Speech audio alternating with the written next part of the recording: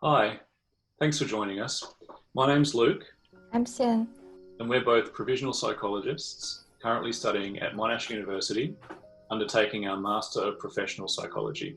We understand that during this very difficult time for a lot of people, you might be feeling a little bit isolated right now and without support for your grief. And that's why we'd like to spend just the next few minutes talking about a couple of things that might help you during this time. Patience and gratitude can be really helpful for when you're experiencing grief. So we just want to acknowledge firstly that when you're experiencing grief, it's really normal to feel like you're experiencing a range of very intense and different emotions all at once. It's also really normal to think that these feelings might never go away, or that you might be feeling this way for a very long time. We think it can be helpful to think about grief in terms of theory. In 1969, a Swiss-American psychiatrist, Elizabeth, suggests that grief could be divided to 5 stages: denial, anger, bargaining, depression, and acceptance. Grief is an overwhelming emotion. It's common for us to respond to these intense feelings by pretending the loss or change isn't happening. Denying is give us time to be more gradually absorbed news and begin to process it. Similar as denial, in the anger stage, we're handing our pain under the anger. During grief, we may feel vulnerable and hopeless. In those moments of intense emotions, bargaining can help us to regain control or make us feel we can affect the outcome. In the bargaining stage of grief, we may find ourselves creating a lot of what if and if only statements.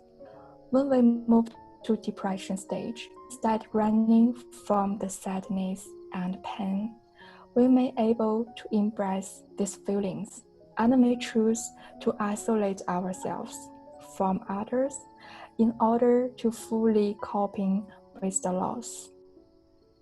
Like the other stage of grief, depression can be difficult. If you feel stuck here or can't seem to move past this stage of grief, talk with a mental expert. They can help you work through this. You may feel much better.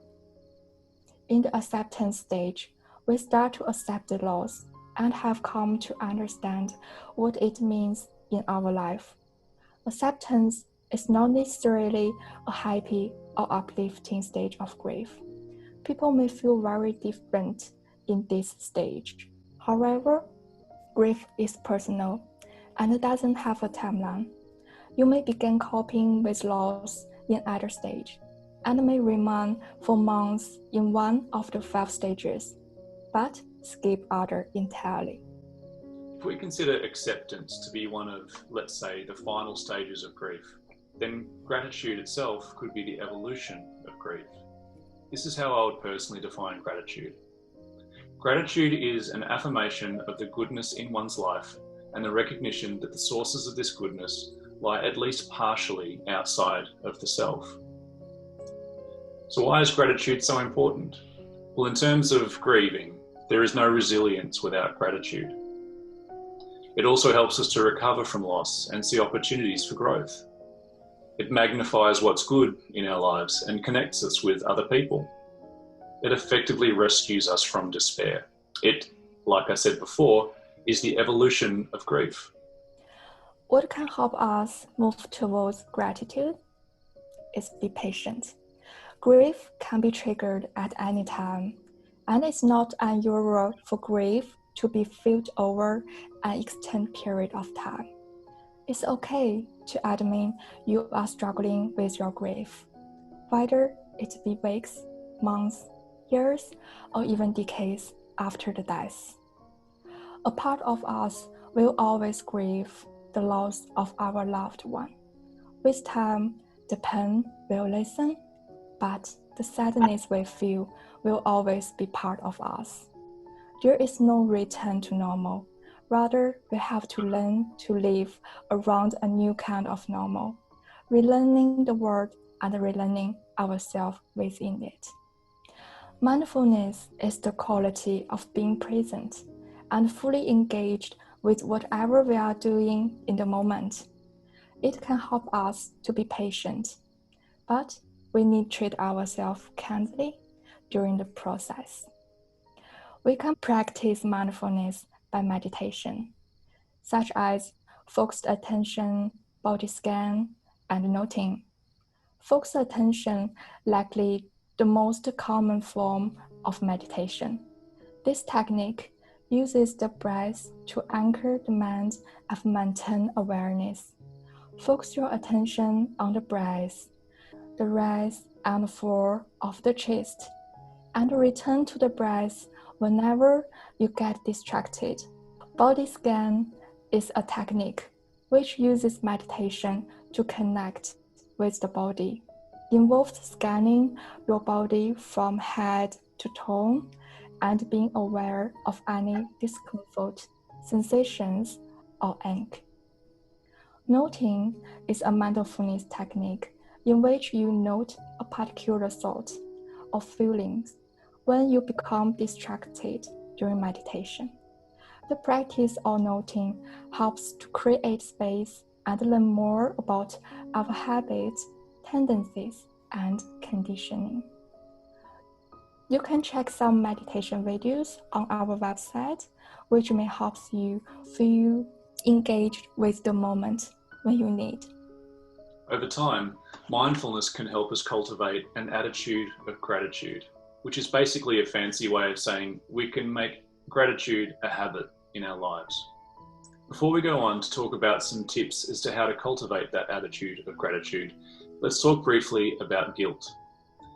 Feeling guilty is a really normal feeling to experience while you're grieving. But it's important to address these feelings of guilt because guilt is a barrier to gratitude. Speaking to someone such as a good counselor or a psychologist or someone just close to you about where your guilt might be coming from can be really helpful to overcome these feelings. So 4 ways that we can cultivate an attitude of gratitude. These 4 tips are just really practical, easy ways that you can start to incorporate gratitude more into your life. A gratitude journal, listing 5 things each morning or night, either in your mind, on your phone, or on paper, for the things that you feel grateful for, proud of, or excited about, can be really helpful to make gratitude a habit in your life. Alternatively, you could take a photo of something that you're grateful for. Whatever it is, be creative and be genuine. Expressing it to someone, talking to someone about how you're feeling, and particularly what you're grateful for in life, can be a really good way to bring it into existence. Acknowledging yourself and the things you've achieved is really important to boost that feeling of gratitude. Don't compare yourself to others. That's a fast track to feeling less worthy than you actually are. Give yourself credit for the things that you've been doing, whether they're big or small. And lastly, remember that not every day will be easy. Allow yourself to feel whatever it is that you need to feel on any given day. 85% to 90% of people are able to cope healthily with loss. But if you are finding it difficult to manage, it may be helpful to talk to someone.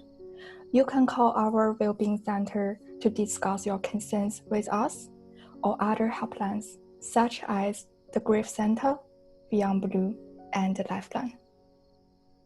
It's been great talking to you today. Thanks for sharing the last 10 minutes with us. And we hope that we've given you a couple of things to take away that will really help you during your journey with grief. Thank you. Thank you.